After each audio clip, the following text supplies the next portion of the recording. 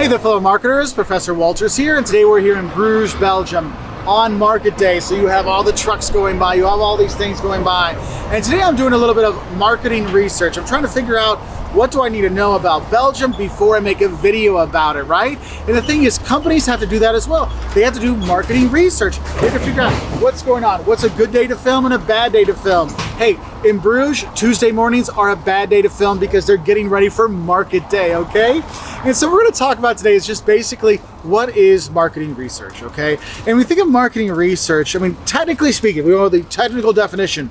I will get my notes and read it off to you. Marketing research is the set of techniques that are used to systematically, 1, collect data, number 2, record data, number 3, analyze data, and number 4, interpret data. And we do that in order to help decision makers make better decisions for whatever they want to do, whether it is trying to decide what new products we should launch, or if we're trying to figure out is how are people seeing our competition. We're going to do market research to figure out those things. We're going to ask people questions. We're going to do our research and stuff like that. That's what marketing research is. It's gathering all this information and figuring out what it's telling us. So some of the times you might see market research in your own life is when companies are trying to figure out what the wants and needs of their customers are. That's why when you go to stores, market research could be just, hey, what are you looking for? What kind of products do you want to have? Is there anything missing from your time here? When you buy a car, after a couple of weeks, they ask you, have you enjoyed your car so far? Are there any problems? Is there anything we can do?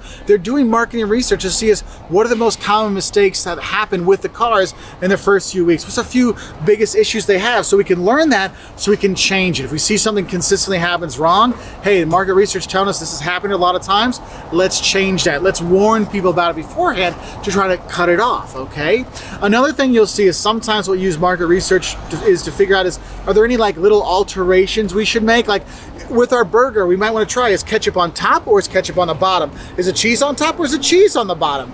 Maybe in a movie, they might have different endings and they'll do test marketing to see, hey, which one of these endings works better for you? Which one makes you happier at the end? And that's why you'll see actually when you get your DVD cuts and stuff like that, they'll actually have, alternate endings because they're trying to figure out what works, what doesn't work. And in the end, they did their marketing research and found that the guy and the girl getting together at the end was the way to go versus them not being together. So you do have that. So you might also use marketing research in order to determine what are some new products that you should make. I mean, that's what companies ask. What do you like? What do you not like? So they can develop a product that's better for their clients. For example, I could ask you right now, and I am asking you right now, what are some business or marketing topics you would like videos on? Is there topics that you don't understand or they're kind of hard to grasp? Let me know in the comment section below so I can make a new video for that. See, I'm doing my marketing research here to find out what you want, what the clients want, so I can make new products that they're more likely to watch, and new videos they're more likely to watch. And so companies may do that. Also, we might do marketing research to better understand our industry or our competitors or our consumers. I mean, just doing marketing research to understand who our consumer is can actually change things. Under Armour back in the day realized that our sales, we were selling mostly men's clothes, but we were selling it to women. By doing that marketing research, they realized, wait, we should change our marketing approach. What we should do is make our ads gifting situations. So Father's Day, birthdays, holidays, we show the wife or the daughter or the mom giving Under Armour gifts to their sons, to their dads, to their husbands and stuff like that. And they learn that from market research.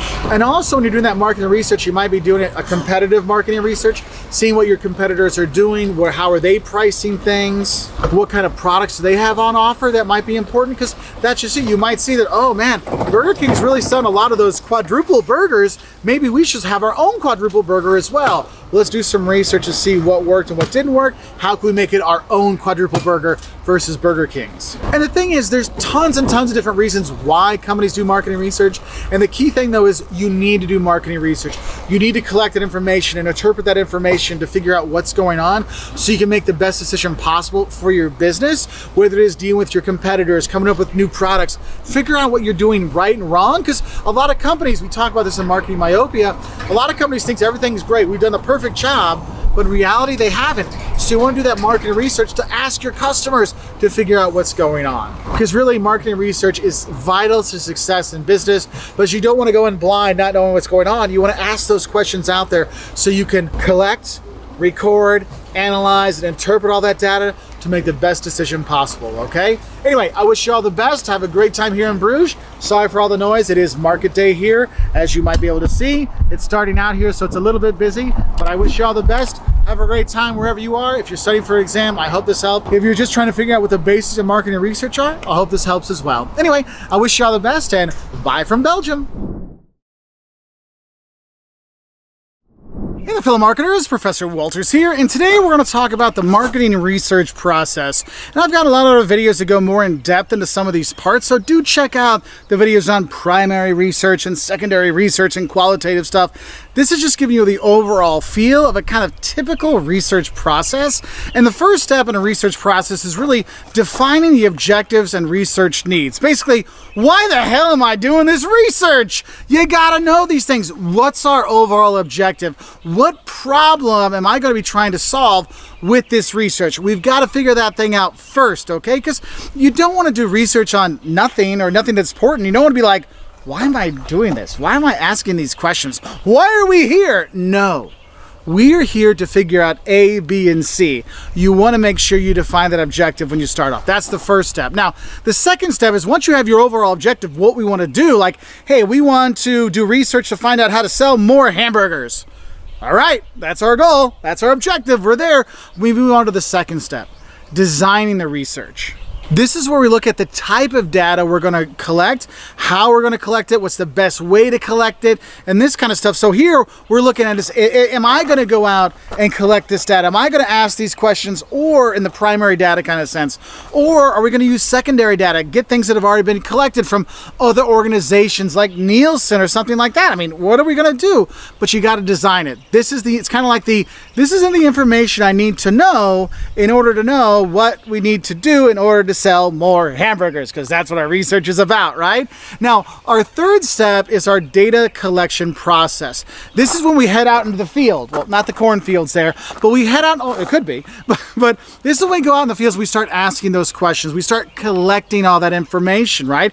It could be we're going out there and doing surveys. You know, how many of you have a survey in your class, in your ISIS forums where I teach or other places where you go and you say, did my professor do well? 5, yes. And the class was good, yes.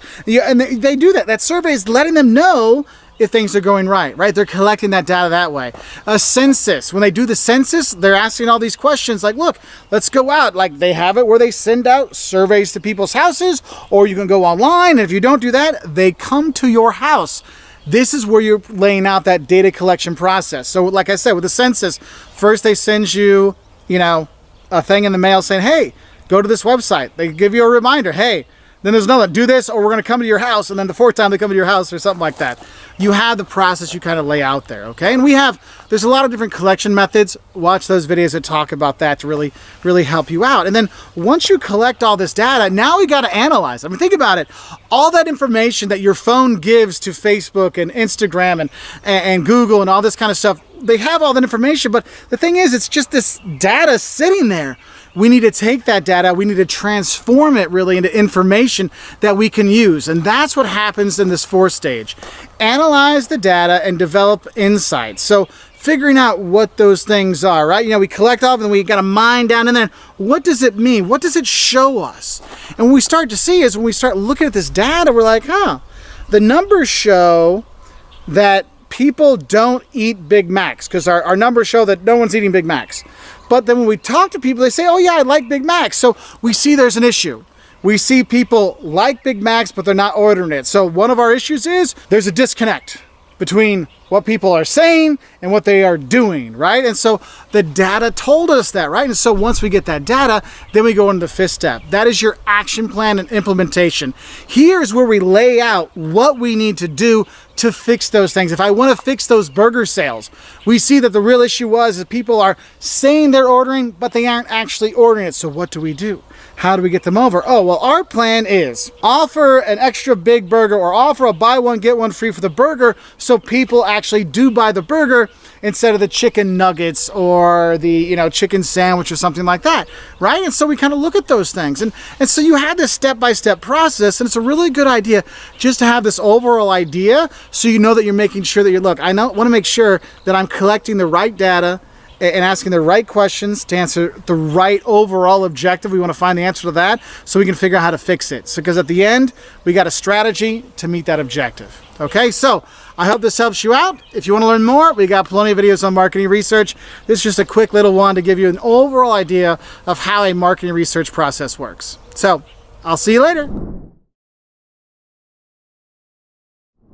Hey there, fellow marketers, Professor Wolters here, and today we're here in Edinburgh, Scotland, and today we're going to talk about are the 5 P's of marketing research, or basically 5 things you should really be thinking about before you even start your marketing research so you can get the most kind of bang for your buck in terms of your marketing research. And the first P is, what is the purpose of the research? What are you trying to figure out? What are you going to be looking at? Think about it. I mean, if we're going to be doing this marketing research, is it to figure out what new products we should develop? Is it to figure out why our sales are down, or maybe why our sales are up? I mean, you have to have a real purpose to this marketing research, because if you're just going to go out and ask questions with no purpose, well, why are you asking them? You're not trying to figure things out, you're just asking questions. So make sure there's a purpose to that research to kind of know what you're really kind of shooting for. And then you have the second P, and that is the plan of the research. Are you going to just collect data that's already out there, get that secondary data that's out there? Or are you going to do some primary research? Are you going to go out and ask questions and stuff like that? And are you going to be doing qualitative research where you're asking a lot of questions, getting people's feelings about things and getting their ideas? Or is it going to be more of a quantitative things? Hey, if we put the price at $5, do they buy it or not? Like, these kind of things you have to think about before you even get started, because it will really influence your research. And then you have to think about the performance of the research. What are the real technical areas you're actually going to be looking into? So remember, maybe it's looking at is, why are sales decreasing? That's our overall purpose of it. But what we're really going to focus on is sales over the last 6 months, what our competition has done over the last 6 months to a year that might have influenced our sales, different trends that are out there that might be affecting us. What are the kind of things that might be influencing our performance? So we got to kind of think about these things, because they will influence our research in general. And that's where you're collecting all that data and getting everything together. Yeah, you have that. And so we've collected all this information. We've known we've been focused on. We've asked all of our questions. We've taken it all, and now we move into the next P, and that is processing the research. That is using those statistical software packages and figuring out what are the correlations, what are the things we can see, what are the trends that are out there, all those kind of things. We're trying to figure those things out. And while we're doing that, we start drawing conclusions. We might see that, oh, our sales have decreased for the last 5 months, but we also noticed that 8 months ago, our competition came out with a brand new phone that has a twice as long battery life. And so we started to see that, hey, our sales have gone down, most likely due to the improved battery life for our competitors, since battery life is the most important thing to our clients. These kind of things, you're starting to put it all together. You're starting to process those numbers and figuring out, I'm seeing the light. And the last thing you have to do is prepare your research report. You've got to put everything together. You've got to tell people, hey, this is what we did. This is what we learned. Here's what we were shooting for. Here was our limitations. We're putting all those things out there to show this is what the research actually tells us. And so we say, this is what we learned. This is what all this means to us. And most importantly, here's what we need to do next. Because the thing is, when you're doing marketing research, sometimes, yes, we just want to figure out a problem or what's gone wrong. But the thing is, if you want to have successful marketing research, you find out this is where the problem came from, and this is what we should do to change it, okay? So make sure you have that in your research report. And make sure all those scenarios that you do give, because you may give them multiple scenarios, is based on your research results, not something else. Because you need that concrete research results to really give it some backing, some fortitude to your recommendations, okay? So those just 5 P's for marketing research. Just a quick little thing to think about when you are doing market research, so you can do a much better job and you don't waste your money and time doing research that no one will use, all right? So I hope that helped, and I'll say bye from here in Edinburgh. Hey there, fellow marketers, Professor Wolters here, and today we're going to talk about our 3 questions you need to ask before you do marketing research, and 3 questions you should never ask when you do marketing research. So we're going to start with the 3 things you need to ask yourself before you start putting all the effort into figuring out what your market research should do and all this kind of stuff. Now, we got to start with 3 questions. The first one is, will the research you're going to do be useful? I mean, is it going to give you any insights into your clients or your products or your services? I mean, it's going to give you something out of it. Because you're going to do research about stuff that doesn't matter, then why are you wasting your time, resources, man hours, money in doing these things, okay? So make sure, if we're going to do this, will this research actually be useful, okay? Now, if you're going to do research, the second question you need to make sure you ask yourself beforehand is, will management support what the research actually says? And here's the big thing, will they do something about what the research says? Basically, if the research says, oh, well, no one likes your black quarter zips, well, does that mean we're going to start selling blue ones or green ones or something like that instead? Or we're just going to keep doing the black quarter zips and not worry about it? Look, if the management team is not going to be behind changes that the research suggests, why are you doing it? I mean, why waste your time if no one's going to do anything for it? Because it will really frustrate your marketing team if they put all this effort into developing this market research and no one uses it. Okay, so that's why it's important to make sure the management team is going to support what that research is going to say. Okay, and then the third question you need to ask yourself before you get started with your marketing research is ask yourself how big is this research going to be? Like, what's the size? Is it going to be like a little small research kind of thing? You know, like just do a little bit of research to figure some things out, or maybe make a little bit of prototype testing and that's it. Or we're going to be a big, huge, large research where we're going to ask thousands of people, have in-depth interview with our clients, have multiple testings and prototypes and alpha testing and beta testing, all this kind of stuff. Are we going to do all those things? Because that's going to influence a lot in terms of what we're going to ask, how much money we're going to need, and things like that. Okay, so those are three questions you really need to ask before you ever start doing your market research. Okay, will it be useful? So will the research be useful? Will the management team support it? And what's the size that the research should be? Now, when you actually are doing the research, there's also three questions you should not ask.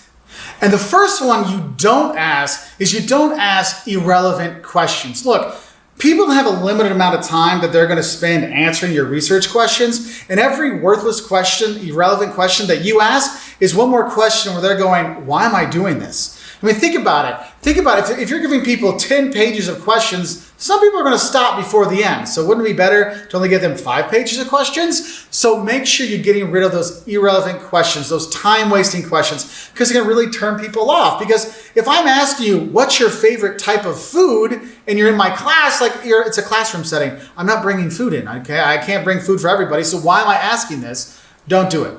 Don't waste the time because you don't have all the time in the world when you're doing your market research, okay? So don't ask any irrelevant question. Second thing, don't ask questions that cannot be answered by the research. You know, how much wood would a woodchuck chuck if a woodchuck could chuck wood? Yes, the answer is a woodchuck would chuck as much wood as a woodchuck could chuck if a woodchuck could chuck wood. But the thing is that's not really an answer, okay? If you ask a question that people can't answer, a lot of times they'll just say, you know what, I don't want to look stupid and not know the answer, so they'll quit at it. So don't ask impossible questions. What is the meaning of life?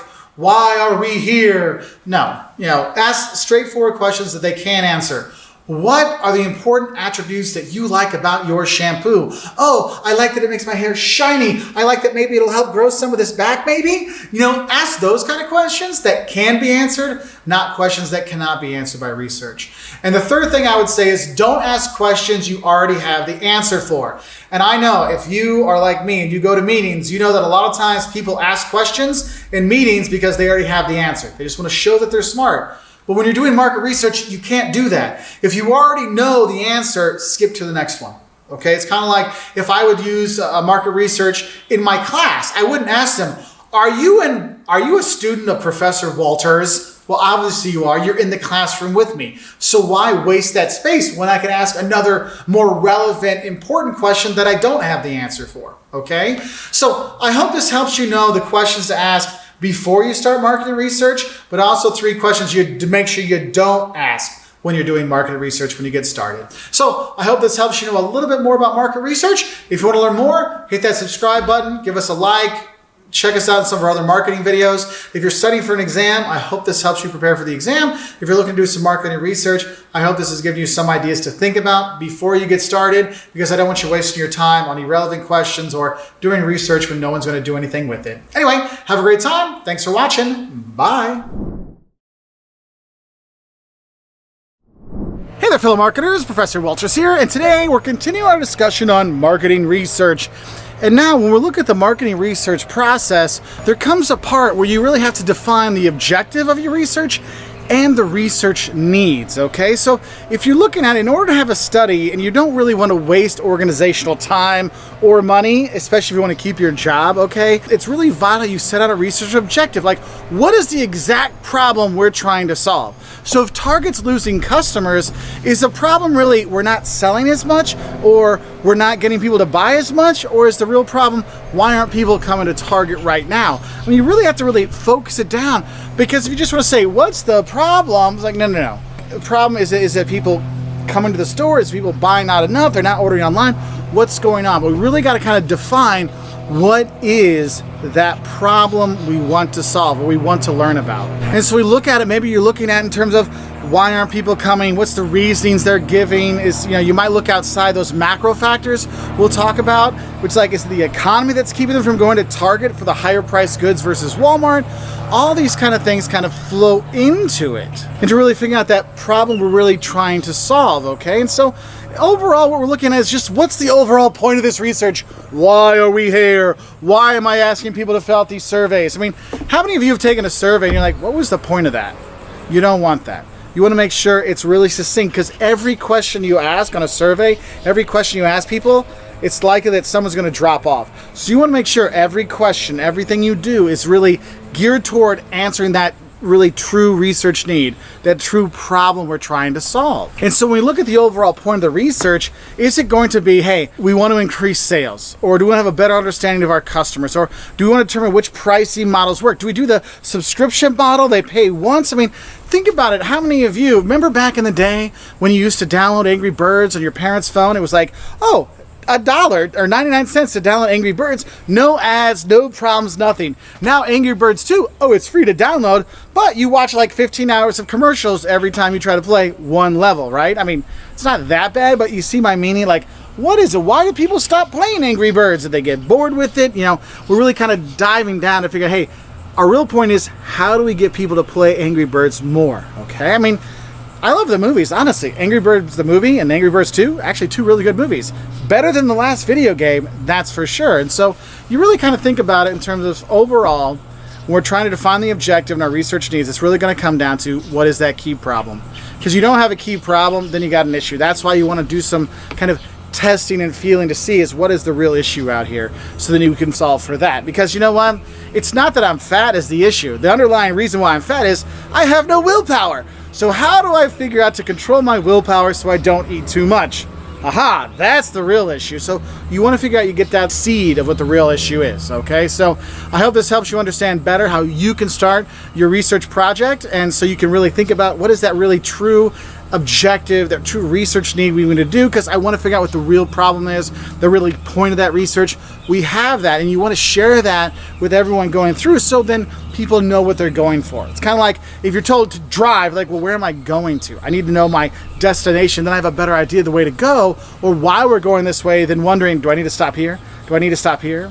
You don't want that. All right, so I wish you all the best, and I'll say bye from here on Tybee Island. Hey there, fellow marketers, Professor Wolters here, and today we're going to talk about is a little bit about how we actually collect data when we do marketing research, okay? And the thing is, I want to focus on two different kinds of research techniques you might see. One is exploratory research, and the other is conclusive research.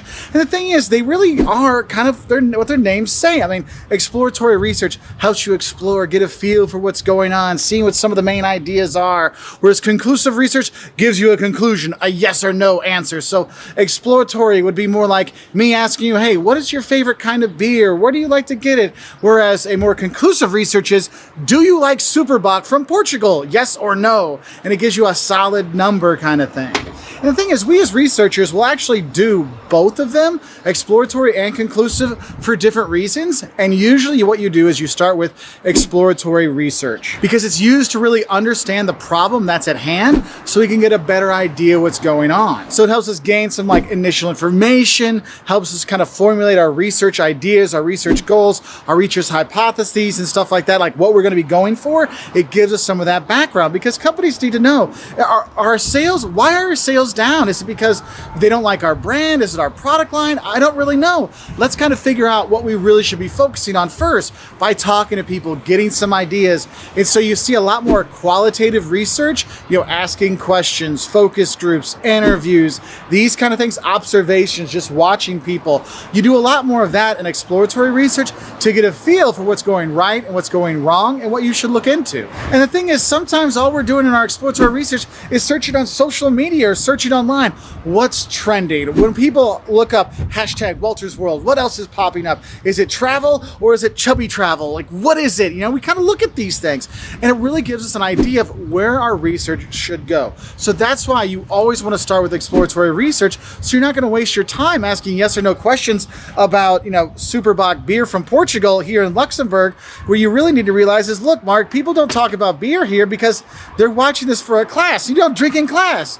Oh, so maybe I should do other examples that relate more to my students. Yes, that would work. Okay, let's go from there, okay? Now, once you have kind of an idea of what your research should be, you've explored and got a feel for what's going on, now we're doing that conclusive research. We got to figure out what's that yes or no answer? What is that, what do we need to know to kind of confirm those insights? So what we're doing now is quantitative data or quantitative research. We're putting numbers down on things.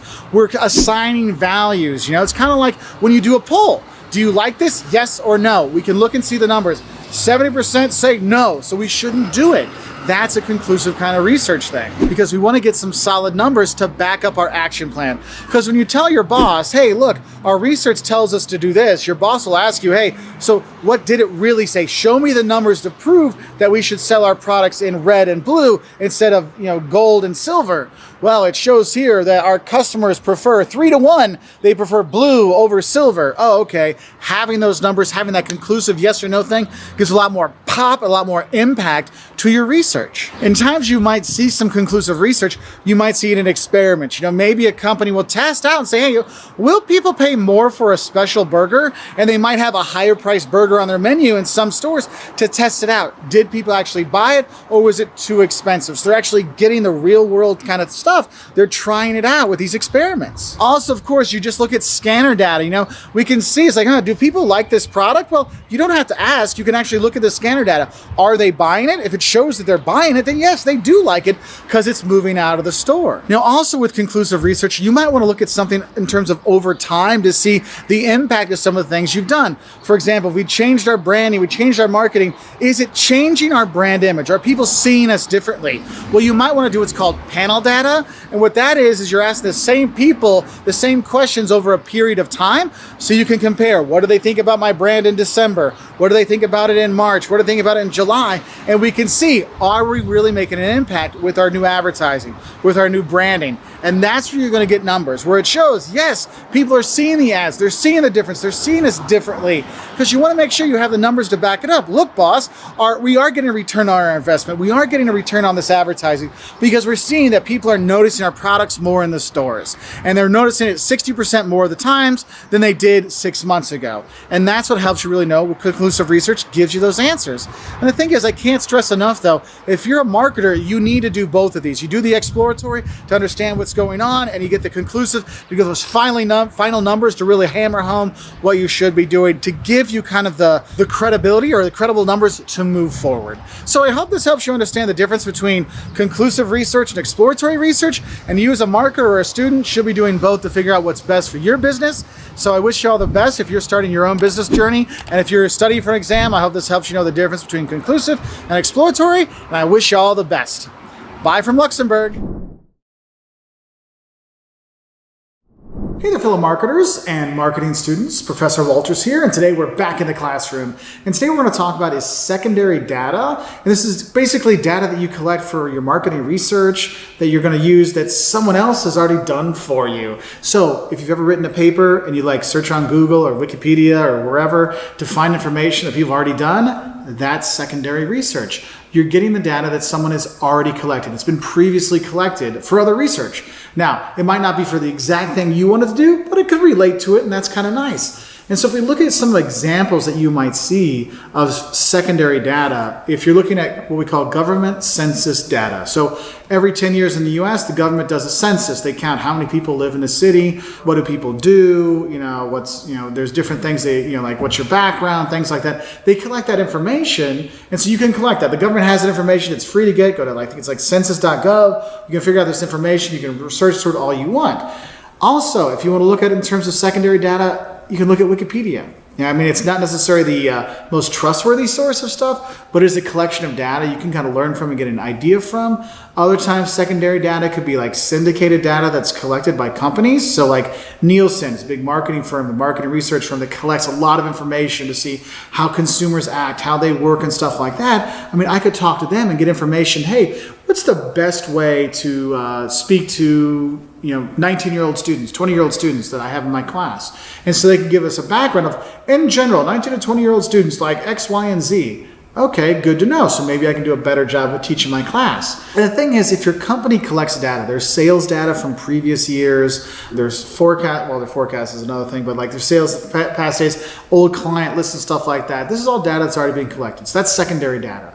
And what's cool about secondary data and research is, one, it saves you a lot of time. Do you really want to do all the research and ask all the questions and do all the mathematical formulas and all those things? No, of course not. Nobody wants to do that. So if the stuff's already there, great. It's already collected. Also, what's nice, like census.gov stuff and Wikipedia and all this stuff you find online, it's usually free or really inexpensive. Sometimes you got to pay more for it, like if you want to get stuff from Nielsen or a marketing firm, they'll make you pay for it. But hey, if they already have it done, it's cheaper than if you do it on your own. So that's kind of nice. And the thing is by doing the secondary research, and to get that secondary data, it gives you a good idea of what's going on. It gives you kind of a feel for the market, a feel what's going on, what I'm looking for, and actually help you find some of the problems you hadn't thought about. Like, oh, I hadn't thought about those things. Like when you go and you research a place you're going to go on vacation and you find a don't so visit place at Wolters World. Like, oh, yeah, I never thought about, you have to pay for the bread in Portugal sometimes.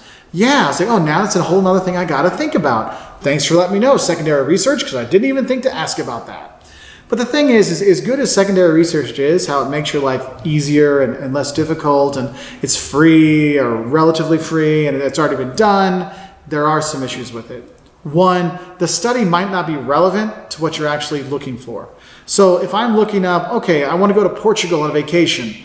Well, I don't have any books on Portugal, but I got some books for Spain that's been done, and people like that. Well, Spain is kind of like Portugal, but it's not. So it's not super relevant to you, or maybe it's not timely for you. Like if I'm looking at housing prices and comparing housing prices today to 2009 and 10, when the financial crisis hit then, it's not really going to help, especially if I look at like 2007 when the housing prices were going up before they crashed down. It's not really relevant to what I'm doing right now. It's kind of like, since I work with college students, I see the trends change. I see what's popping with them changes. And, 5 or 6, 7 years ago, Twitter was the rage. And then Snapchat was the rage. Then Instagram was the rage. And it kind of cycles through. And you tell me what was important to Twitter to 20-year-olds 10 years ago, it doesn't matter because they're 30 now. And so you might have it, so it's just not timely or very helpful what you want to do. So that could be a problem. Another thing is you might find biases in your sources. Have you ever noticed when you look at political polls, like it's almost like you can tell which newspaper did it by the answers you get? You're like, well, of course. Well, they tend to have a bias to who they ask. And the thing is, you could have those biases in there. Like, do you always believe what you read in Wikipedia? Like, okay, it gives me a rough idea, but I'm definitely not going to cite that in my job. I got to find like a real citation here. And so you want to do that. But also one of the big issues that I see, and this is me as a marketer, I always call in question the methodology used in collecting data. Because secondary data, you don't know what they did. Did they actually go out and talk to people, or did they just guess at it? How many people did they ask? Have you ever seen it? Well, a poll of 100 Americans, well, there's 320 million Americans, and you ask 100? Well, yeah, I could pick 100 of my friends to say, who's the greatest YouTube channel ever? They'll be like, Professor Wolters, of course. Well, 100% of people choose Professor Wolters, when there's probably only like 101 people that know about this channel. And so you got to really be careful, because it's very easy to manipulate those things. Think about it. How many times have you heard 3 out of 4 dentists prefer Aquafresh? And 4 out of 5 dentists prefer Colgate. I'm like, wait a minute, that's more than 100% of the dentists. What's going on here? Well, you have to think about is, how do they ask that question? Who do they ask it to? When did they ask it? Because, I mean, that can be a really big influence. And if you think about it, if they're doing a poll and they're only calling between 10 and 2 during the day, well, do you answer a random phone call on your private phone during the day? You're like, no, it's a robocall. You hang up. I mean, your boss will get upset if you're answering random calls, like you only answer your work phone. So right there, you're eliminating a bunch of people. So you're not getting everybody. So it's not like it's a perfect example of stuff. And we have a video talking about samples and stuff like that you can watch to help out. But really, the methodology is something you really need to look into. How do they ask the questions? When do they ask the questions? How many people did they ask? That will really influence how good your secondary data is. That's why it's always important to know the source of that secondary data. That's why, like, you want to have a more reputable source than like a Wikipedia or something like that. Okay? So I hope that helps you understand a little bit about the pros and cons and what secondary data is and how you can use it in your projects. You can use it to learn more about your industry or your competitors and stuff like that, because you can really learn a lot from those things. And even if they're not always perfect, at least it can kind of point you in the right way. And when you're doing research, it's always good to do that secondary research first, because then you get a good idea of what you should ask in your primary research. What more should we know? Anyway, I hope this helps you know a little bit more. If you're a marketing student getting ready for an exam, good luck. If you're a marketer yourself or an entrepreneur trying to figure out some market research to do on your own, I hope this helps you as well. We have plenty more marketing research and marketing videos on our channel here, so hit that subscribe button, hit the notification bell if you want to get our new videos when they come out. And we always appreciate your likes, and we do appreciate helping you on your journey to success. Bye from Vienna. Hey there, fellow marketers. You hear the bells? That means we're here in Utrecht in the Netherlands. And today we're going to talk about is something about market research. And what we're going to talk about is actually primary data. So for those of you who don't know, there's primary data and secondary data. Secondary data is data and information that people have already collected for you, whereas primary data are things that you collect on your own. So you get to figure out all these things and ask the questions that you want to know. And it's kind of a cool thing. And the thing is, though, I have another video that goes through the benefits and disadvantages of secondary data and how you do that. What we're going to focus on today is that primary data, the research that you do for yourself, the ones that you collect the stuff. You're the one out there doing experiments and seeing what happens when you change prices. You're the one surveying your customers directly, asking what they think. You're the one, going in there and doing focus groups, or maybe you're going and shopping with your clients. All these kind of things. That's primary research, okay? You're doing it on your own. So that means all the questions, all the analysis, everything is tailored for you, which is fantastic. So that means it can give you a lot more insight, because think about it. If I just look online and says, do people like marketing? It says yes. Well, okay, but how much do they like it? Maybe I want to ask my students, what do they like about marketing in my class? I could do that primary research and find these things out. I can talk to them, because when someone says, I love marketing, well, if they see it in person, they say, I love marketing? Yeah, it's a good thing, but they go, yeah, I love marketing. Oh, you can tell there's a difference. That's what primary research does. It helps you figure out those differences. It gives you that extra kind of layer of information. Because the thing is, with secondary research, you never really know what's going to happen. So here in Utrecht, okay, it's right by Amsterdam. And when people think of Amsterdam, they think, oh, there's coffee shops on every street corner. Well, the thing is, coffee shops, they don't really sell coffee. That's actually for drugs and stuff like that. But the thing is once you go to Amsterdam, you realize they're not on every corner. It's actually a city that's not about just partying. It's a city full of culture. The Netherlands is fantastic to go around and visit all these places. But if you just looked in a guidebook, they would tell you about all the party places and stuff like that. And you're like, wait a minute, there's more to it. And me coming here, I can learn that. I can learn more about things and get my own opinions to make my own decisions that work best for me, right? Because there's different things I'm looking out for. And also, I think one of the most important things about doing primary research is the methodology. One of the biggest things that gets me when I see secondary research, or I see polls online, or I see polls in newspapers and stuff like that, is I always ask, what's your methodology? How is it that, 99% of people think one way? I'm like, no matter what it is, there's always going to be people that answer the other way just to answer it. So it doesn't make sense. How did you get that? It's kind of like, how is it that 4 out of 5 dentists prefer Colgate, but 2 out of 3 dentists prefer Aquafresh? The numbers don't add up. What was your methodology? How did you do those things? Well, primary research, that methodology. You can see those errors and figure those things out for yourself. Now, the thing is, though, primary research isn't always fantastic. The big problem with primary research is, one, it's very costly. One, in terms of money, because you got to run all these experiments, you got to do all these kind of things. But also, it's not just money, it's also about time and labor hours. People have to go in there and do those things. And also, figuring out how to ask the right questions. What's too many questions? What are questions we're really going to learn from? Also, how do I analyze the data? The training to know how to use the software and all those things, that's a cost as well. So you got to think about those things, and it makes it tough. That's why a lot of companies just do secondary data research and figure that's okay. But it's important that you do both, because that secondary gives you an idea of what's going on, but primary, it lets you figure out what's really working and what's not working for you and your company. So kind of think about it that way. Anyway, I hope that helps you understand a bit about what primary data is. It's just the things that you collect on your own and you are in control of it. If you want to learn more, check us out on our YouTube channel at youtube.com/Professor Wolters. And if you want to find out about Utrecht and other places in the Netherlands, you can also check out our travel channel at youtube.com/WoltersWorld to have some fun in the Netherlands. Anyway, I wish you all the best, and bye from Utrecht.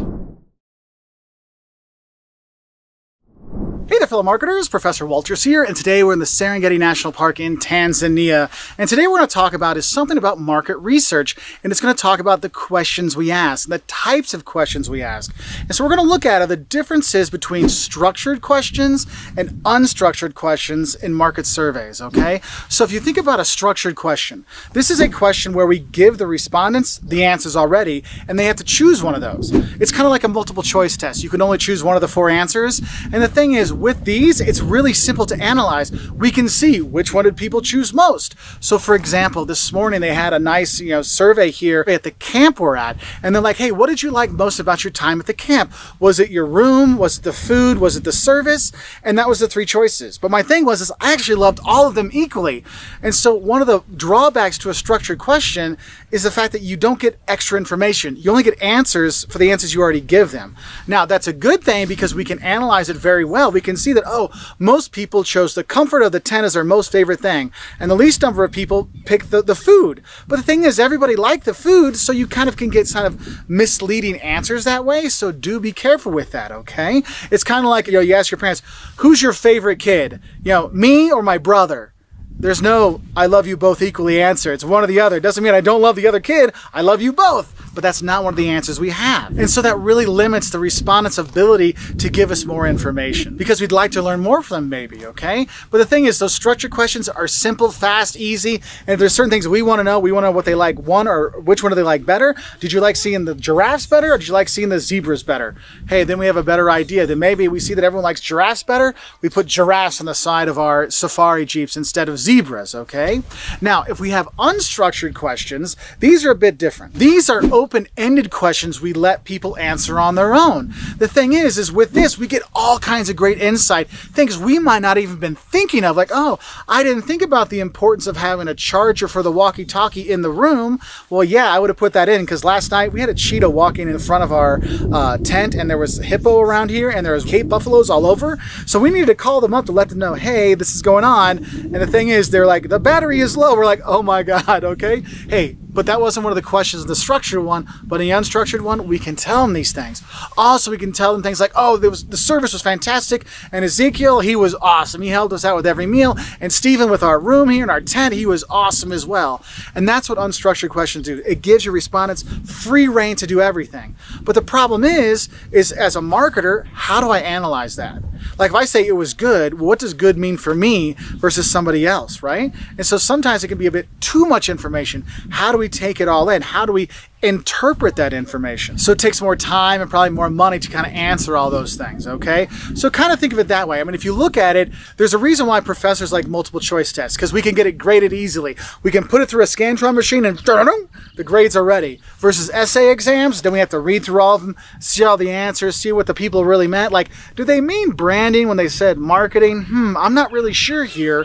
And it takes a lot more time, all right? So as a marketer, usually what you're going to do is you're going to actually do a combination of both, because you'll have your usual question kind of things, answer, is this important to you, 1 to 5, and put that on there. And then at the end, like, is there anything else you'd like to add? So for example, maybe you're in a class. At the end of the semester, they give you a survey about the professor and the class, okay? And on there, it'll say, oh, on a scale of 1 to 5, 5 being excellent, 1 being poor, how do you rate the teacher's effectiveness? How do you rate the textbook that's on here? And they have that. But then on the back, they might say, hey, what are some of the strengths of the professor? What should we tell them they're doing well? Hey, what are some of the weaknesses weaknesses of the professor that they can improve. And so they do that so they can have the standardized answer, so they can say, well, you have a 4.9 rating, so you're a good professor in terms of teaching. But also they have the unstructured stuff like, hey, here's some issues you might want to look at to get it even higher on that, on your numbers. So that's why you really use both structured and unstructured questions. So if you're doing market research, I hope this helps you understand the difference between the two. If you're studying for the exam, I hope this helps you get a better grade on that exam, and I wish you all the best. If you want to learn more about business marketing or going on YouTube, check us out at Professor Wolters on our YouTube channel here. Hit that subscribe button. We put out new marketing, business, and YouTube videos every week, and we wish you all the best. And I will say bye from the Serengeti National Park in Tanzania. Bye. Hey there, fellow marketers, Professor Wolters here, and today we're going to continue our discussion on marketing research. And what we're going to do is we're going to focus on the types of research sample groups that you can use. Now, I'm not going to go through a lot of them. I'm just going to give you a few examples so you have an idea of what you could be dealing with when you're doing research and different samples you're going to be talking to and dealing with. And if you look at what a sample is just a segment of the population chosen to represent the population as a whole. So I can't ask every single American what they think, but I can ask, 1,000 of them to get a rough idea of what they think, to give these things out there. It's kind of like in my classes, I can't ask all 1,000 students I have, but you know what, I can, the first few rows, I can ask them some questions, take a sample of the students from there and have an idea. Now, a sample won't give you the exact answer, but you hope that it's going to give you a rough answer, a rough idea of what's going on. And so there's two kinds of different samples I want to talk about. One is called a probability sample, and that's where everyone in the population has the same chance of getting that question asked. So it doesn't matter if you're hiding underneath your desk, if you didn't come to class that day, or if you're sitting in the front row, all my students have the same chance, right? And then the other side of it, you have what are called non-probability samples. This is when not everyone has the same probability. And usually that happens because it's too costly for me to go to everybody's house and find them and be like, hey, Soraya, I didn't see you in class this morning. Could you answer the survey? So you start to see it's like, wait, it's not always possible to do everybody. But if we go to these probability samples, that way everyone has the exact same chance. Like, this is one you kind of think that they're doing when you hear about polls online and polls in newspapers, but it's not really happening that way. Okay, it's very hard to do this because you have to have everyone has to have the same, chance. I mean, how many of you answer that random phone call that says, spam risk? No, that could be a survey person. So not everyone does it, okay? So if we look at it, you have what's called a simple random sample. This is one where everyone has the same equal chance of getting picked, right? So it doesn't matter if you're living underneath me, below here, or you're standing next to me, you have the same probability. Not usually the case, but that's the theory behind it, okay? Now the next one you have is what's called a stratified random sample. And here what you do is you divide up your population, like the whole group, you divide it into different groups, so into different strata, all right? So you might have by age. So you have 65 and up, you might have 45 to 64, then 25 to 44, and then 0 to 24, okay? So you have those different groups, those different strata, and what you do is you randomly pick people that are just in some, they could be in any of the stratas, okay? But the idea is that you have people that are coming from all these different strata, so you have a better representation. But you do want to stratify it to see, it's like, hey, are we getting people from these different, groups, so it makes more sense? Because if we're not getting people that are plus 65, or we're not getting people 25 to 44, do you really think it's a good sample, right? So you want to think about that. And then you have what's called a cluster sample. And this is where you, again, have that same kind of strata or groups, but you only focus in that one group. So this could be when we look at, let's say we divide a city. We got the south side of the city, and we've got the north side of the city, and we only ask the south side of the city what they want. It's a cluster sample just with that. So we divided it up, but now we're only focusing on this cluster. We're only asking here, okay? So you have that. But again, in a cluster sample, this is all a probability sample, so everybody in that group we're picking from has the same possibility. Now, in the non-probability samples, when not everyone has the same probability, these are the more realistic ones. This is what actually happens, okay? And so you have one that's called a convenience sample, which, just by the words you can tell, convenience sample, that must be the easy one. Yes, it is the easiest one. This is, the easiest people, the first people that come by that answer my questions. I'm filming this video at 8 o'clock in the morning on Tybee Island in Georgia in the summer. This is a beach vacation community. Who do you think is going to be up at 8 a.m. on a Friday morning on a vacation town? So if they're riding by, they're probably healthy. They probably didn't go out last night. I mean, their Coke is just Coke. But I'll just pick those first 10 people. Do they really represent, if I want to like do marketing research for families that go to Tybee or party people for Tybee, is doing a convenience sample at 8 o'clock in the morning, whoever walks by, going to be the best one? That's what you have to worry about, because it's just whoever answers. Just like I don't answer the phone if it's a number I don't know, and you probably don't either, but there are people that do. And that's why you'll see, it's like, wow, those poll numbers they have for that thing on the newspaper seem kind of strange. Well, it depends who answers the phone, right? And so you look at that. But for a lot of businesses, convenience samples is just the easiest way to do it. It's convenient. So you might just ask, hey, we're going to ask all the customers that come in today. It might not be a typical day. We might have our best customers coming in today, but it's fine. This is who's here today. We're going to do that. So it's convenient to us, okay? Then the next of the non-probability samples, we have what's called a judgment sample. And here you kind of judge who would make up a good kind of breakdown of our group. I think that would be a good customer. I think that's a good customer. I'm going to ask them what they think. Right? And so your judgment comes in here. And of course, our judgment isn't perfect. And so that will influence the sample group that we choose from the population. So that'll be like in my classes, you know, I have this big classroom and I'm like, okay, my judgment, I think there's kind of like 3 different types of students. You know, I've got my like hardcore students that sit in the first few rows, and then I've got the students that don't really want to be there, but they just want to get the attendance points. They're in the back rows, and then there's the middle that's just like, dude, just don't call on me group. So what do I need to do? Well, I probably should choose some from the front and some from the middle and some from the back. For my judgment, I think that's a nice mix. But in reality, it might be very different. It might be that it's only the first 2 rows, not the first third of the class, that really want to be there. And then that middle group of just don't call on me is actually 90%. Again, I don't know. I'm just making a judgment call, right? And so you have that, hence why it's a judgment sample. And then you have what's called a quota sample. And here's where you're getting a specific number of people for each sample, okay? So if you look at it in kind of like election polls, so like, oh, well, we've broken it down by registered voters and their party affiliations. We have 100 people surveyed, 40 people are Democrats, 25 are Republicans, and 35 are independents. And we asked them, how are they going to vote in this election? And they're doing that because they look at their numbers. Quota, like a percentage of people that vote that register Democrat, that register Republicans, that are independents.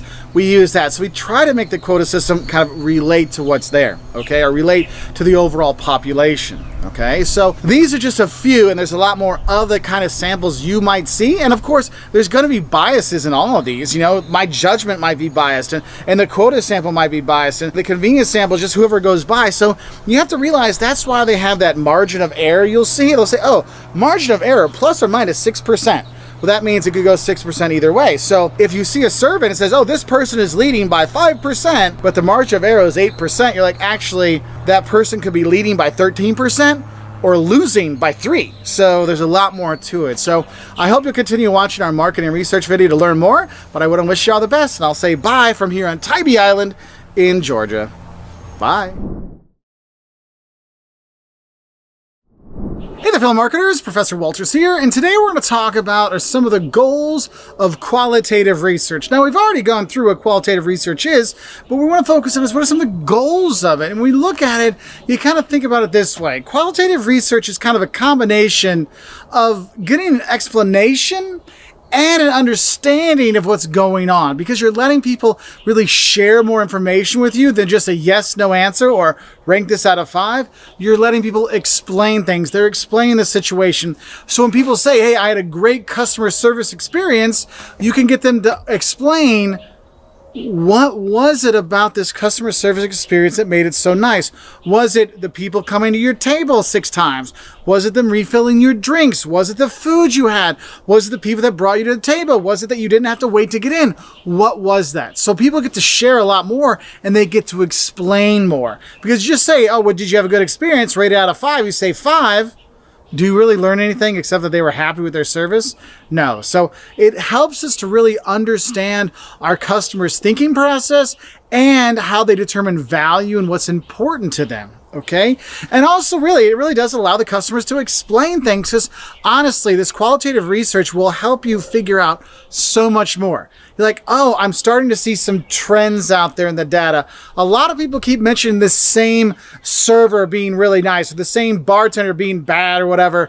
I'm starting to see a trend here. It gives us more of an explanation of what's going on. And therefore, it continues to let them explain, what do these products and services really mean to the customer?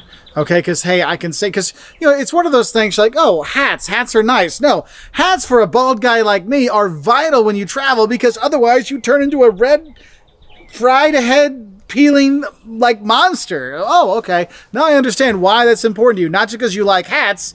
It's because you have to wear it because you're bald and you don't want to get burned, and therefore it's important.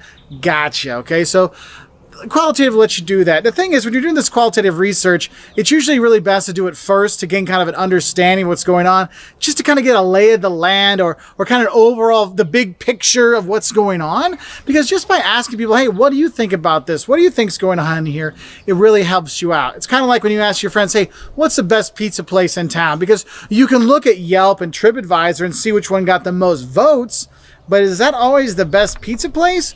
Maybe you need a little more explanation. Oh, well, the best pizza place for interesting toppings is this one. But the best place for the best gluten-free pizza, oh, that's there. These are things that are going to be more important to be explained, okay? So just kind of think about that and take it all in. But do realize qualitative research is a lot more difficult to interpret, because, again, when people say, I love it, this is really great, like my version of love versus your version of love might be a little different. I know I used to live in Germany, and the Germans were like, you Americans, why do you always say you love stuff so much? You love cheeseburgers, you love hamburgers, you love me. Dude, we've only known each other for a week. What's going on here? Oh, we just say that. No, German, no, I like you. If it's I love you, it's like we already have 6 kids and we've been married for 50 years. Now I love you. That's when I use the big love word. I'm like, oh, okay, I got it. A little bit different kind of explanation. And so that's why qualitative research sometimes can be a bit troublesome, but it is so powerful in that it gives you so much more information and explanation and understanding that that's really what the overall goal should be. So I hope this helps you know a bit more about qualitative research. If you want to learn about quantitative research, check out our other video on that. And I'll say bye.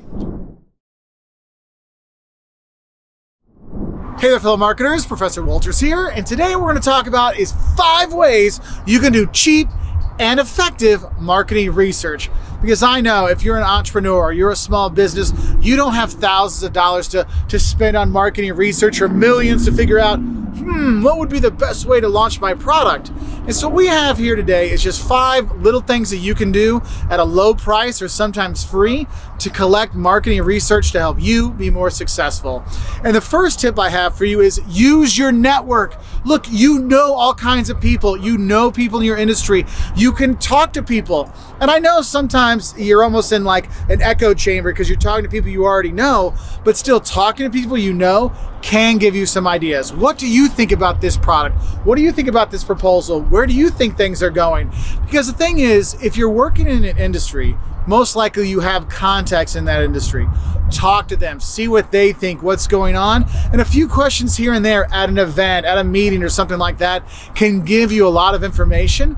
That's why a lot of small businesses like to be part of the Better Business Bureau or the Rotary Club or the Chamber of Commerce and stuff like that, so they can get some of that easy networking in, but also easy business networking in, so you can get some market research that way. And the thing is, that also can give you some new insights from different perspectives, so do that. So that's the first thing. Now, the second thing you can do, which is also cheap and pretty effective, is talk to your customers. Look, they're already buying from you, right? So you can ask them, why are you buying from us? What do you enjoy from us? What can we improve on? Where is your market going? How is your product changing? How is your industry changing? Talking to your customers really can help you, one, build a better relationship with them so they share more information, but also helps you know what would they like to have? What do they need? And that can give us research in terms of new product development, new little innovations we could do with our products, ways we could improve our services, how our competition's doing. We can look at that from our customers' perspective. Now, the third cheap way to do some marketing research is stalk your competition. I'm sure a few of you out there have done some Facebook stalking of people, or maybe you're looking for a job and you LinkedIn stalk the person you're interviewing with. Look, you do the same thing here for cheap marketing research. What is our competition doing? What are they pricing? What are they developing? And the thing is, if you're a small business, you can look at the big dogs too and say, what are the big dogs doing? Because I can learn from them. But also you can learn from your smaller competition, more your size, and see what they're doing, because that can help you out. Because a lot of them will announce that, oh, here's our new products we're coming out with, our new cherry vanilla Coke. Okay, so Coke is experimenting with some new flavors. What does that mean? Why are they doing that? Who are they trying to reach? We can see these things just by watching our competition. And the thing is, you can watch your competition online, you can watch them face to face, you can go in their stores. I know a lot of stores that actually send out their employees to go walk and shop in their competitor's store just to see what the experience is like. Because you might see, why would they do that? Why would they set up their store that way? And then you go in the store to shop, you're like, oh, now I understand. Because people that come in for the clothes go to the middle, but the people who want food go on the outside. It makes sense now. You can learn that way, okay? And you'd be surprised how much you can learn just by reading the financial reports. Those little asterisks, the financial reports of your competition, if they're a publicly traded firm, can actually tell you a lot. Now, the next thing I want to look at, the fourth one I want to talk about, you might need to spend a little money for this one. This isn't really a free one, but you actually do smaller focus groups. Get a few customers together. It could be your customers, potential clients, different people, and just talk to them. Maybe you do the in-depth interviews, but maybe it's just a focus group to see what is it that you really want? What are you looking for? So for example, for me, for my class, I might get 3 or 4 students together and say, okay, how's the class going? What could I improve? Are these jokes working anymore? Should I not say lit anymore? What's the new word for cool and it's awesome? You know, you can learn a lot of stuff just in a small focus group. So you're not asking a million people questions. You're asking 3 or 4 at a controllable cost to do that. And sometimes all it costs you is getting them lunch. So you do have that. And then the 5th thing I want to look at is web surveying. I mean, this is one of those things that's made life so much easier versus back in the day with marketing research. Because marketing research back in the day, you might send out thousands of mailers, right? And hopefully that a few dozen maybe reply. With online surveys, people reply a lot quicker, a lot sooner, and they a lot of times give more honest feedback because they feel like it's anonymous, no one else is seeing these things, so you can do that. Because the thing is, there really has been an explosion of options for online surveying. I mean, how many of you have gone to McDonald's and on the back there's that, oh, fill out the survey to get a free cookie or to get a free Big Mac or a free quarter pounder or something like that? You have all these ways you can entice people to actually, fill out your surveys and learn more. And the thing is, these online surveys, they're simple to set up, they're simple to run, they're simple to share, a Facebook link, an email link, things like that. Easy to get out to a lot, free to disseminate, which is also helpful, no paying for postage. It goes a long way to make it a lot cheaper. And what I really like about the online surveying is all of the results are processed for you. It's given together. It gives you the numbers. How many people said this? How many said that? How many said that? And so the collection part of it becomes a lot easier. But the thing is, you still have to analyze it. You still have to see, it's like, what does it mean when most of the people say, oh, you're doing fine? Well, what do I think that means? I have to go into that myself. That's why you still need a little bit of help of deciphering your marketing research. That's why watch our video on action plans and deciphering your data analytics. That can help you out. But I just thought these are like 5 easy ways you can do some marketing research on the cheap that can be super effective. So I wish you all the best, and I'll say bye from here on the muddy Mississippi River. Bye. Hey there, fellow marketers, Professor Wolters here, and today we're here in El Salvador on one of the beautiful beaches here. And today we're going to talk about the action plan and the implementation of our marketing research, okay? So what you have to realize is when you're doing your marketing research, you're going to get results. Congratulations. But the thing is, we got to tell our bosses, hey boss, this is what our research did, this is what it says, and this is what we need to do about it. And the action plan is where you do that, okay? It's how we disseminate our key points from our research, right? And so if you look at overall our action plan, what are some things it needs to be? 1, it needs to be short. It needs to be focused just on what we're trying to answer, right? We want to have that. 2, it needs to be interesting. If it's not interesting, our boss is going to be like, why am I reading this? What's the point of this? So you want to keep it short and sweet and to the point and interesting to them, right? You have that. But also you want to make sure it's methodical. Show the step-by-step process of what you did during doing your marketing research so they know you didn't miss something. That's one thing I always say, and I'll repeat it later in this video. the methodology is something you always have to look for. When you hear those polls or you hear those studies, how do they come up with that? Who researched this? How do they ask that question? Those numbers seem weird. Methodology, methodology, methodology. Make sure you're checking these things out, okay? We want to make sure our methodology is good, and when we do that, the next thing we're doing is we're eliminating errors, because we want to be as precise as possible as we can be with our recommendations and our action plans, because if people see errors in your research, they're not going to listen to you, okay? So make sure you're eliminating that, all right? And then, of course, make sure when you're coming up with recommendations, have solid recommendations. This is what you should do first. This is what you should do second. This is what you should do third. And why. You want to put that in there, okay? Now, the next part we're going to talk about is what actually makes up the action plan. And so when we're making up our action plan, and anytime you do any project, you're always going to have an executive summary, this kind of one-page thing that your boss will actually read versus the 500 pages of your project they might not read, but they'll look at that executive summary, and what you want to make sure you have in there, give the key reasonings behind why we are doing this research, okay? And you're going to give them the findings of that research. Our research found X, Y, and Z. And then also in there, you're going to put your main recommendations. Because of X, Y, and Z, here are recommendations going forward, 1, 2, and 3. You put that in there so they understand, why do we do this research? What did it tell us? And what are we going to do about it, all right? So you have that page there, and then people dive in. Now, a mistake I see a lot of students do when they do executive summaries is they write the executive summary before they finish the project. No, you have to have the whole research project done, because remember, you're telling the results and what you're going to recommend to do from the results. So wait to do this until the end, all right? So you put that together. And if you want to think of it this way, think of that executive summary. It's kind of like if you go to Wikipedia and you read the plot about a movie, it gives you all the twists and turns and surprises. We're going to put that in there so people know, what did this research really teach us, okay? So you put that in there. Now, in the actual body of our action plan, this is where you really explain more in depth why the research was done, how the research was done, and kind of why this research should be followed and why this research and its results should be something we use in order to help move our business forward or to make changes. You really lay all these things out there, okay? Because it's kind of giving you the evidence of why I should trust you. Why should I trust your recommendations? That's what goes into there. And then you're going to put in your conclusions. What did we figure out? What did these numbers tell us? How did we interpret that data and why?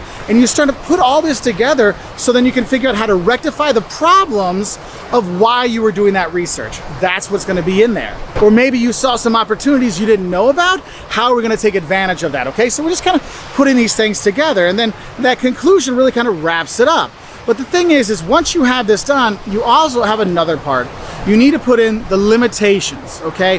Why do we want to have the limitations? Because we have to put in there, look, we only got to research 250 clients. Well, if you have 1 million clients, were those 250s the right clients to ask, or were they just the convenient people that happened to be in the store that day? Because you want to make sure you put in any limitations that could influence, our data. For example, we did all of our research through Twitter polls. Well, how does that influence things? Well, if you think about it, not everybody uses Twitter, right? And not everybody responds to a poll on Twitter. There's certain people that use Twitter that respond to polls that do these things.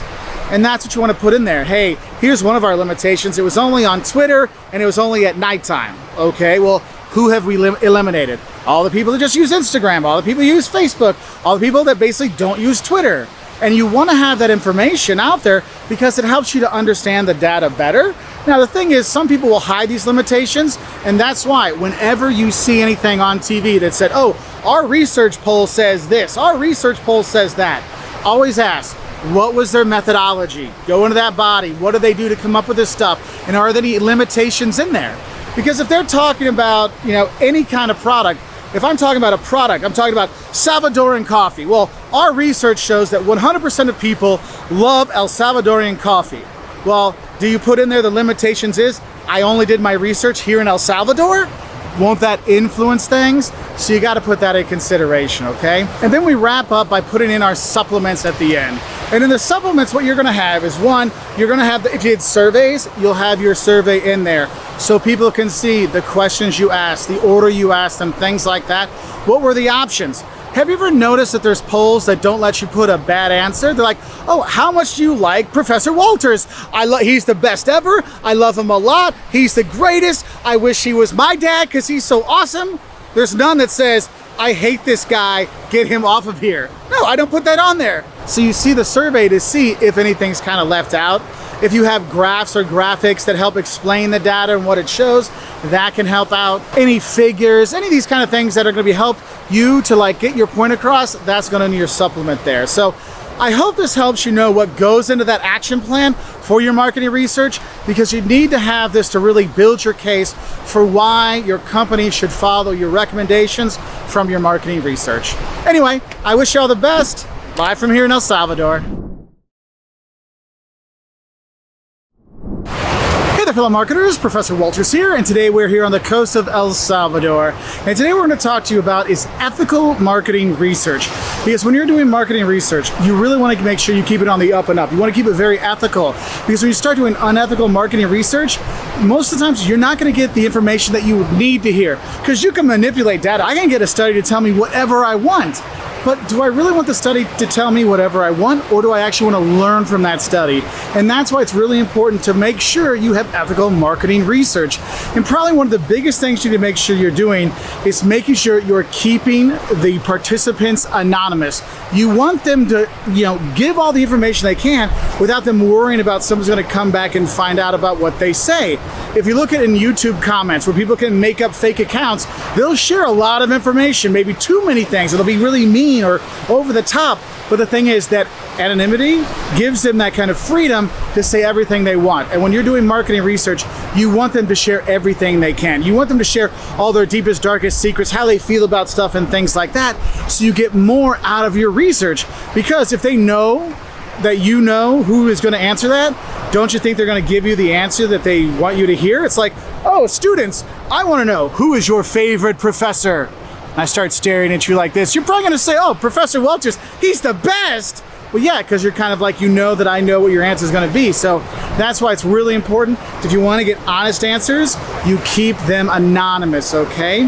Now, another thing that's going to help you keep with ethical marketing research is make sure you're not coercing the participants, because if you're forcing people to do the study, think about it, if I say you have to do this, fine. Is it for a grade? No, it's just participation. What are you going to do? A. You're going to answer as fast as you can, not read the answers, and be done with it. Does that give me, as a researcher, good information? No, it doesn't. So you want to make sure people want to do that. They want to participate. That's why my classes, when we have these marketing research studies, it's all extra credit. Hey, if you want to do it, great, go for it. We'd love you to do it. If you don't, it's okay. Don't worry about it. Because we want the people to feel like, hey, I'm going to answer this with my free will. I'm going to do it because I want to do it, and you get better information that way.